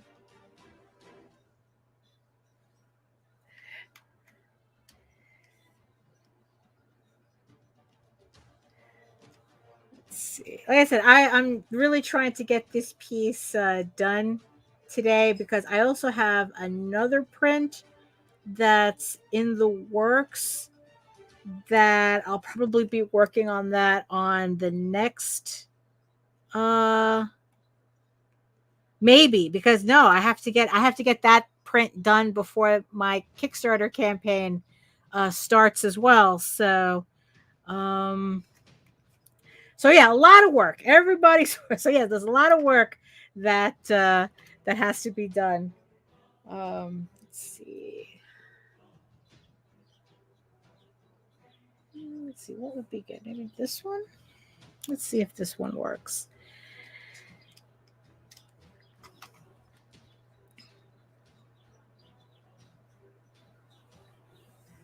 It's the time crunch before campaigns. There we go. Let's see. So it looks like that. Oh, very nice. Very nice. Yeah, that works. That works. Okay, let me put in. Ah. Thank you, Dylan. Yes. For it, since you're just coming in, so the piece that I'm working on is going to be a bonus print that everybody will get if they pledge to the Nightwolf campaign of the Volume 2 Nightwolf campaign that's on Kickstarter right now, and my campaign when it goes live on June 10th. So everyone is going to get this print who pledges to both our campaigns. So the link is earlier in the chat, but it's also in the show notes as well. But yeah, but there's another print, bonus print that I'm making that, yeah, so I have to get this one finished so I can start on that one. You know, because of course I had to make these decisions before a campaign goes live in 10 days. No, a little bit more than, no, 11, 10 days. Yeah, I think 10 days. Yeah, 10 days.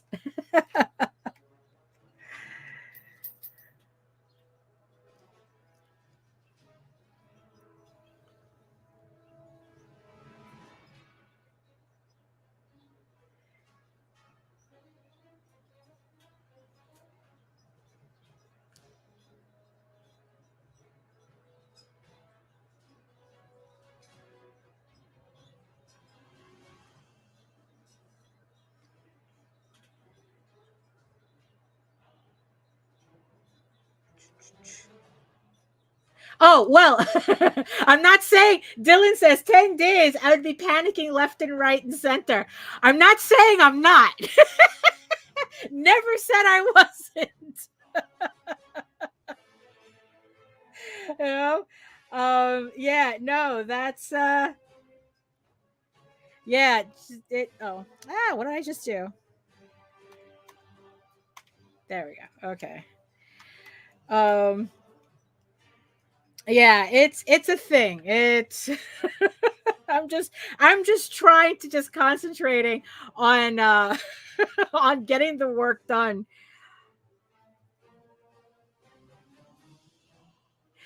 Work first, panic later.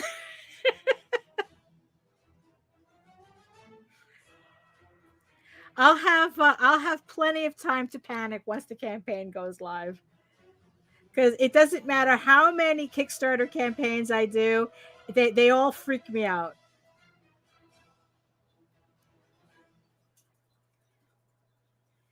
Yeah, I'm on yes, I'm also on YouTube. My channel is Daphne Lage, Lage art. But you could also find me all the links on my site at egoworks.com up there. Um all my links are up there.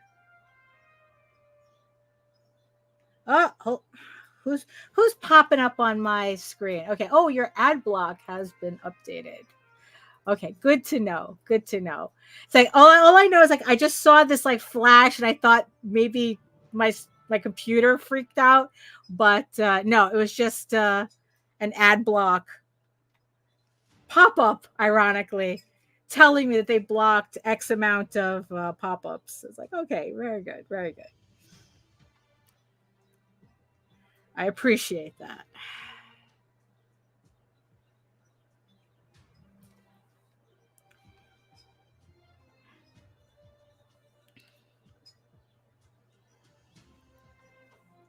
Oh, so last night, while I was finishing up a piece, um, I figured that I killed two birds with one stone and kind of proofread one of my upcoming chapters for my novel, and I know I usually will use the read aloud feature on in Word for Windows, and it's usually just I mean before there was like this really robotic voice that would read back everything, so I figured out whatever, because it's usually a good way for me to do proofreading, because if I have something spelled wrong, it trips up the robot, reading it. So then it's like I go, okay, I heard that mistake that probably I didn't catch when I was reading it. So, I do different types of corrections. So I guess no.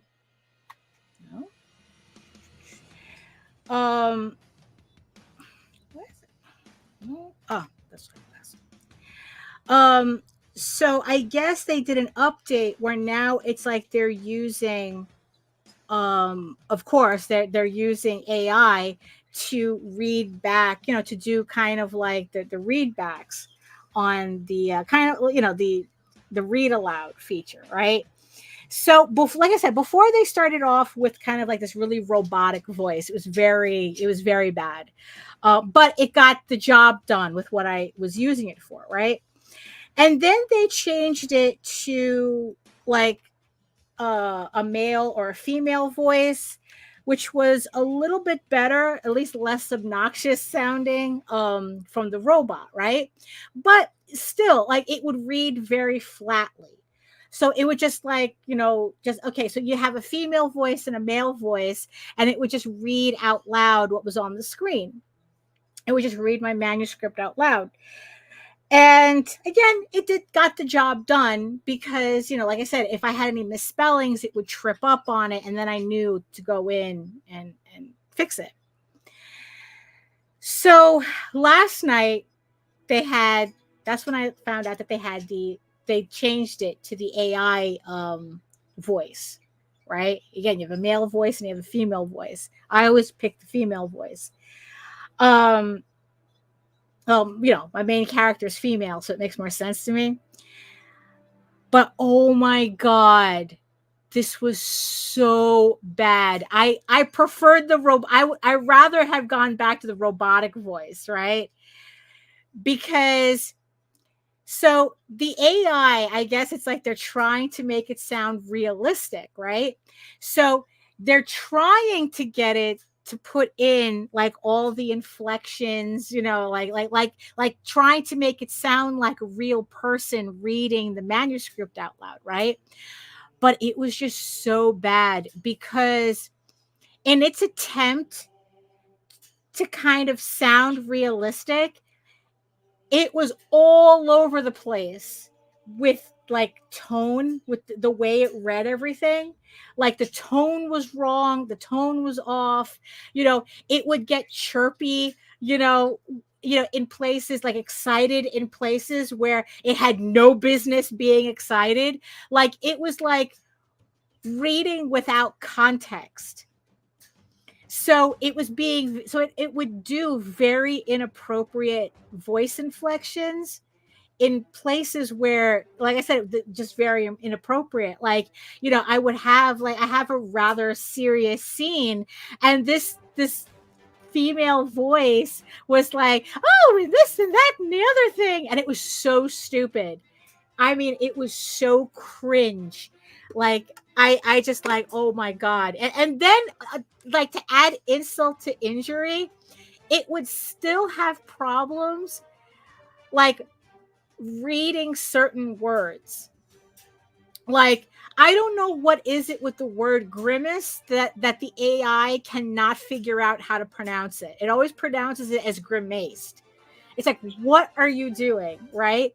And then it's like, it would say a word like one way if it was singular, like I had to think like wines and ales. Right. So it's like, oh, so he was drinking wine or ale or an ale. Give me an ale. Right. So it would say the word ale. But if I had a plural, like wines and ales, the AI would then go wines and les. And I was like, what are you doing? You're supposed, it's like, this is the technology that's supposed to replace us? What is this? Like, it was so bad, right? And then it's like, it's like people's like, oh, that's why English is a difficult language. It's like, no, this is a program. Someone programmed this. This isn't like a person who's learning English and having trouble with the, like learning certain words. This is a program. I'm not going to have sympathy for a robot, some robot boiling the seas so that it could figure out it, so it could like say grimaced. It's like, I mean, it was so cringe. Like, next time, it was like so bad. Next time I'm gonna make sure I log out so I just get the default robot voice, because it was so bad, that AI voice. And the thing, and it's like, what was it? There was this thing that someone had said that it's like, they say that, technology, that the technology is getting good enough to replace smart people. And then they said, which smart people? It's like, are you sure? It's like, I mean, no, it was, oh my God, it was so cringe. It's like, just thinking about it, it was just like, so, it's like they made it so real, tried to make it so realistic sounded, it sounded fake. Oh, it was so bad. But yeah, it's ugh. It was horrible. It's horrible.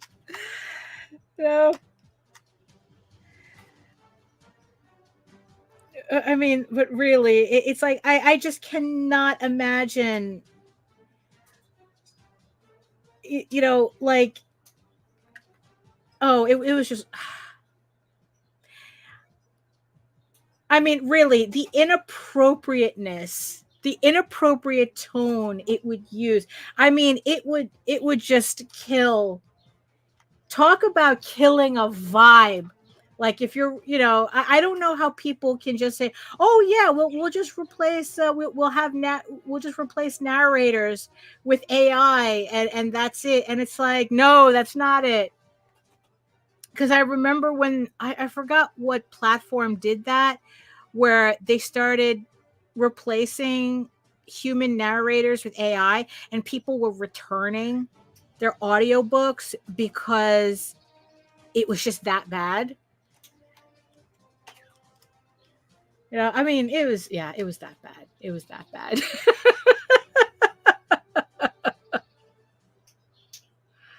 Oh my goodness. I never thought I would miss the robot voice.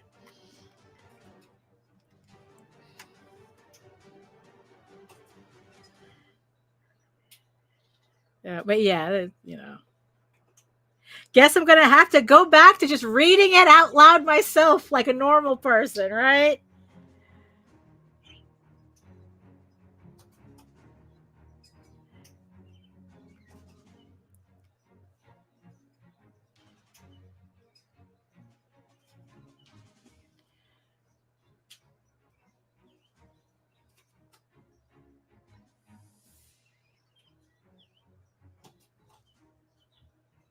Yeah, but that was like the one thing that I just like. It's like, why are you giving a program a pass for something that everyone will be goofing on a person for doing? You know? I was like, oh yeah. Yeah, Dylan is saying, and here's me having computer issues, let alone AI voices. Yeah, I know. I know. I think like the latest Windows update really messed up a lot of people's computers. I think they're trying to force everybody to go to Windows 11. They said that they're not supporting Windows 10 anymore. You know, and my computer can't upgrade it because it keeps telling me this. Like, oh, you can't. It's like, oh, you're not compatible with Windows 11, and which kind of surprises me because I bought a pretty powerful computer like 3 years ago. You know, and it's like, what the heck does Windows 11 need? You know, like I bought this computer for like heavy graphics and to do some like basic video editing, and they're saying, oh, it's incompatible with Windows 11. It's like, what is that? What is Windows 11 supposed to be doing? You know, it's like they're making their stuff do too much. That's, you know.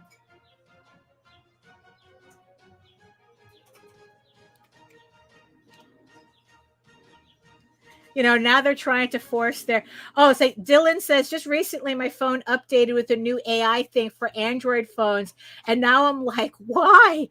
Because this technology that's so superior, it's so good, they have to force it on people.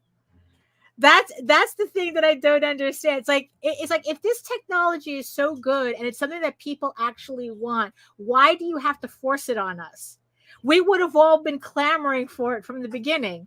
But nobody wants this shit. Nobody wants AI Clippy. Oh my God. It is just so dumb. Like the AI that they put on Google now, it's like, it's like, what is that thing doing?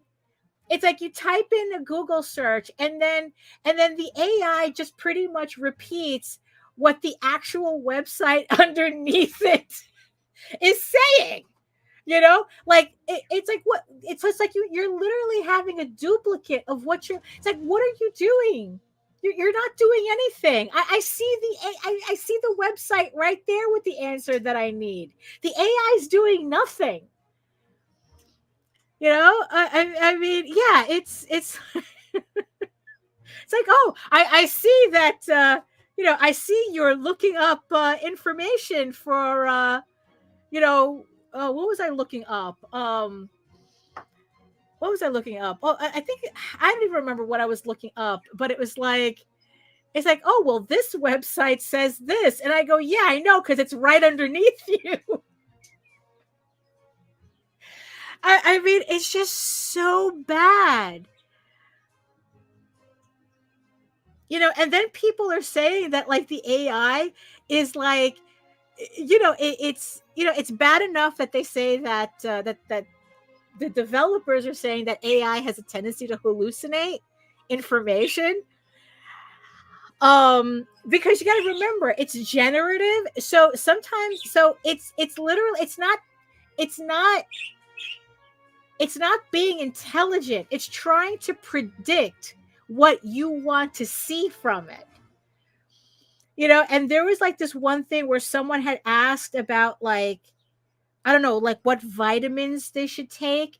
And the AI told them that they should chew a rock every day for the vitamins and minerals in it.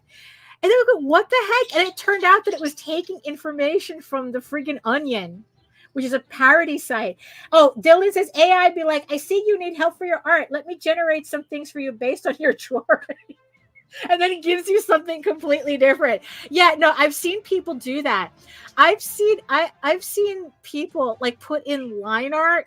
They literally drew a picture for the AI, right? And then they put it in, I guess, to see whether the AI would just render their pencils, because God forbid this technology be something useful for us, right? And it came out with something completely different. Like, it made up new backgrounds, it made up new characters. It just, what is this? Like, it was so bad. It's like, who is this for in the end? You know? I mean, it's not helping me find anything. It's not helping me write anything. It's definitely not helping me with my artwork. You know? So it's like, so what is it for? And it's like, yeah, and all their updates are like, oh, here's the new AI thing, and here's the new AI that, and then they make it impossible for you to turn it off. You know, AI just be making stuff up.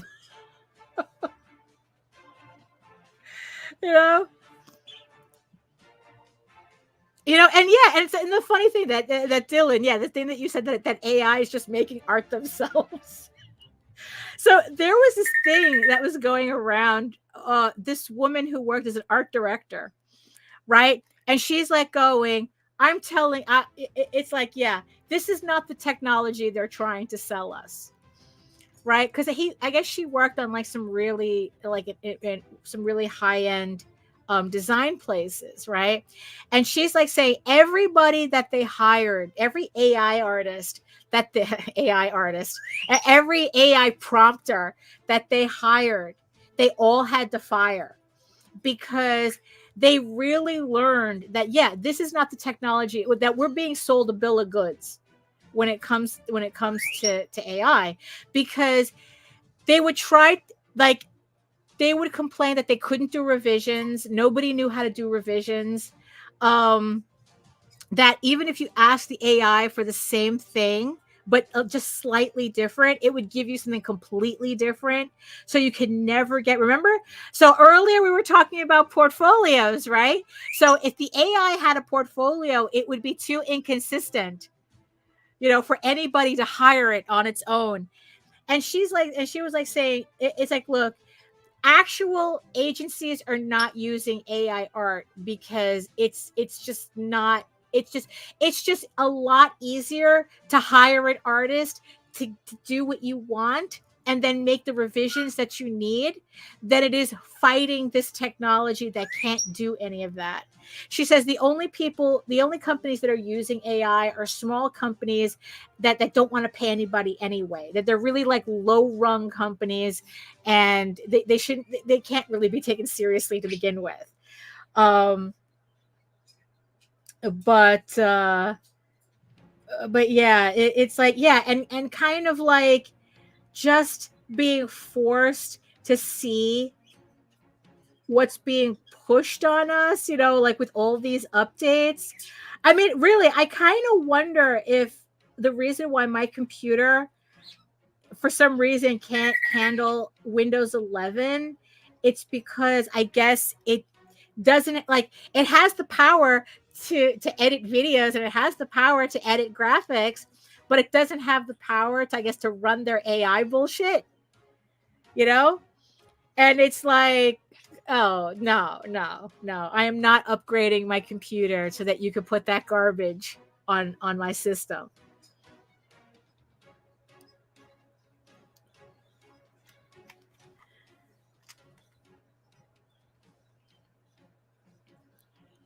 Oh, and then one guy was using an AI to identify mushrooms. He was a forager. Well, he was an amateur forager, and he used an AI to try to recognize a mushroom that he found. And the AI told him that it was a safe mushroom, and it turned. But because he kind of knew better, you know, he checked it. He checked it against something. I guess like something else that wasn't AI, and it said, no, that's a poisonous one. That mushroom will kill you if you eat it. But the AI was like going, oh, chow down. AI was chow down. It's fine.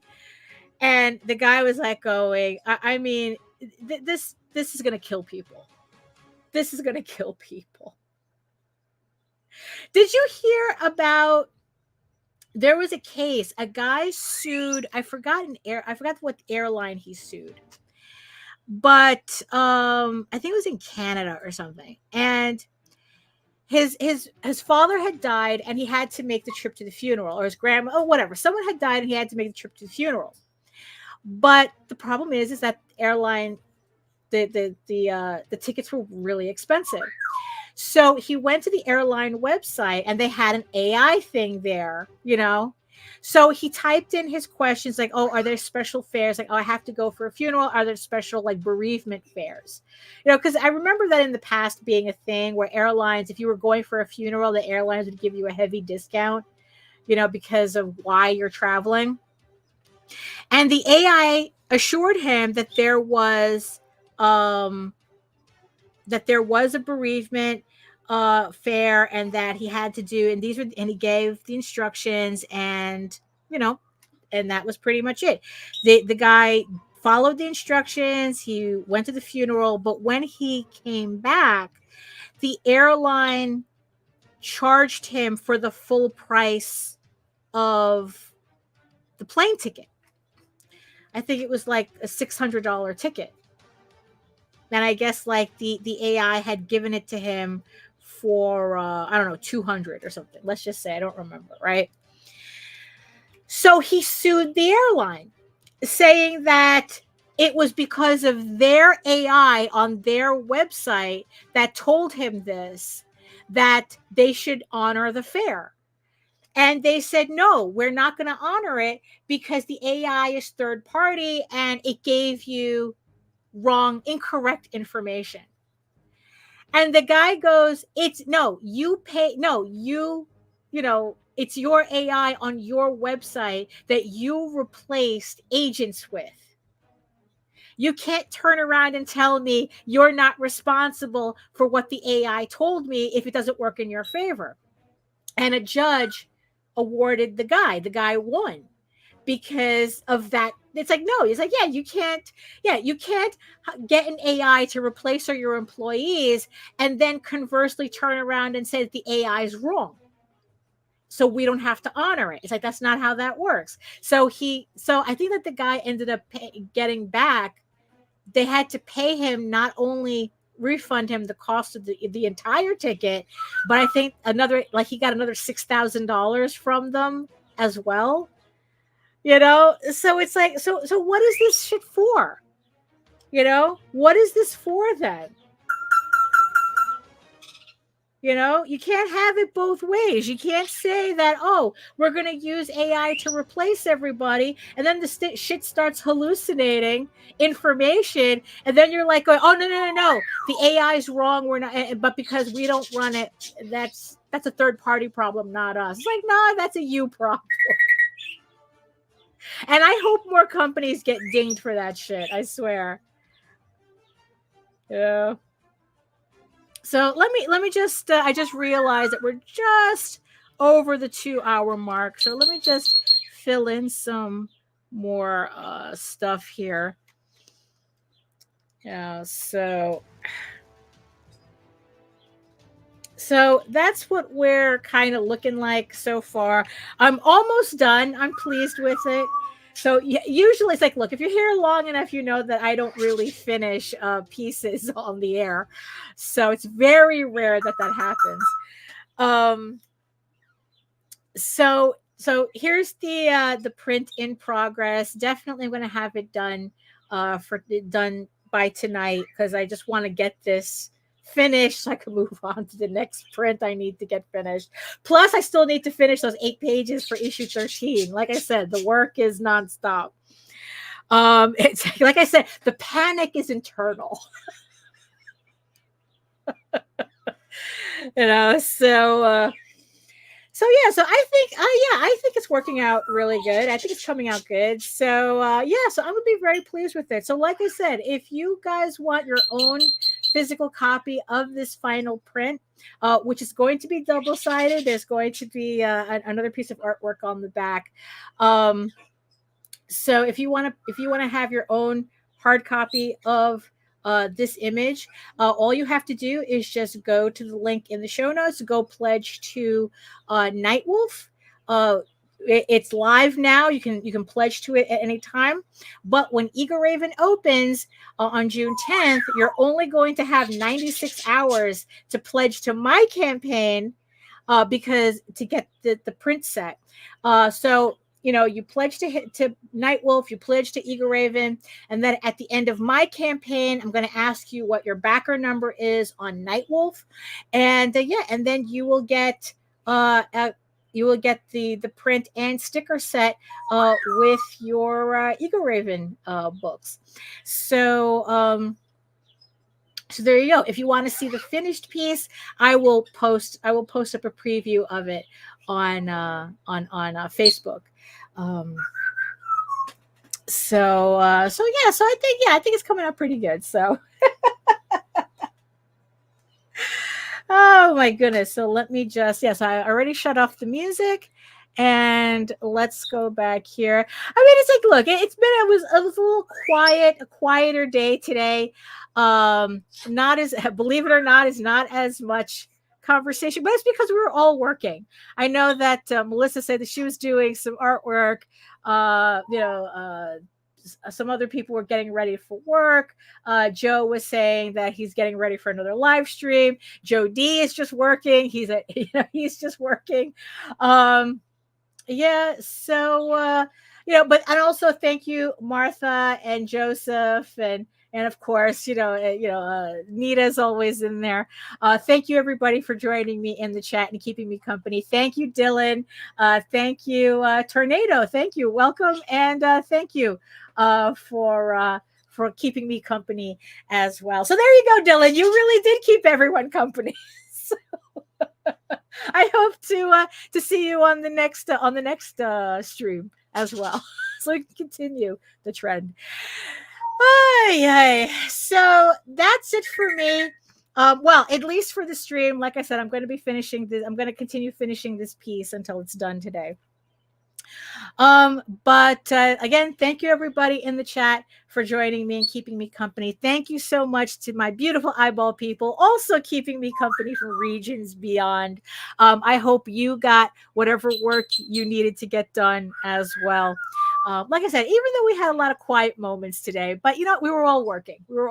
So it was all good. So let me just set this up here. Poof and poof. There we go. Now we're official. Oh my goodness. So again, let me just get my stuff together. But yes, a productive day all around, a productive stream all around. So if you want to learn more about me and my artwork and my upcoming campaigns, you want to see more of my portfolio on my website, which I do have divided into several categories depending on what you're looking for. You can follow my link at egoworks.com. You can find this link. Just type this in the address bar at egoworks.com, EGOWORKS, where you can find links to all of my galleries and social media sites as well. But I mostly post to Facebook if you are interested in seeing sketches and current work in progress, the finished version of this print, and any news, any live updates I might have about anything. You can usually find me on Facebook. But let's see what else. Yeah, you can find me on Facebook. And also remember, I'm forgetting where I am. Like I said, I shouldn't have eaten so close to starting the stream because, like I said, it made me sleepy. Oh my goodness. And yes, and you can also find me here on YouTube at my channel at Daphne Lage, Lager, where you can find my archive of 500 plus videos on how I make my artwork, speed paints, live streams, draw streams, all my entire archive is all there. And again, if you're going to visit my website, thank you so much if you subscribed. And if you haven't already, I'd really appreciate it if you did subscribe. I would like to make it to 1,050, just to give me a nice buffer between hitting 1,000, so I just kind of like feel like I'm moving forward a bit, so yeah, but thank you everybody who subscribed so far. And in the meantime, you can read Egoraven, Heir of the First Unicorn, for free, uploading every day, Monday through Friday. But if you prefer, where's my cards? That's what's wrong. So yeah, so Egoraven, remember, Egoraven for free on my website. But make sure that you hit the link to hit the pre-launch for the campaign launching June 10th for Volume 2 of Egoraven. It collects issues 5 through 8. If you missed any of my previous Egoraven campaigns, all the books are going to be available on this campaign as well, including a couple of special exclusives and, of course, the crossovers, where you can get some extra stuff as well. But if you prefer your oh my god, you can tell it's the end of the show. If you prefer your fantasy to be more of a furry Lord of the Rings adventure, you can follow the link over to Tall Tales. That's TAILS online.com. And not only can you read the first 20 issues of Tall Tales for free, but you can catch up on the latest story arc, Tears the Mother, which is also currently uploading Monday through Friday. Again, thank you so much for everybody who pledged the Tall Tales campaign. You should be getting your book soon. You're definitely going to get your PDF soon. I sent a lot of PDFs this morning, so keep an eye out on your DM, on your Kickstarter DMs for that link. So that's it for me on this Wednesday. Thank you so much for joining me. I have no quippy ending for the show, as you know. It's like as much as I should have one, but I don't. But it's like, you know what? In the end, it's like, what can I say? Be better today than you were yesterday, and be better tomorrow than you were today. So that's I think that works for everybody, right? Oh my God. Let me get out of here. So again, thank you so much, everybody, and I'll see you next time. You are all weirdos.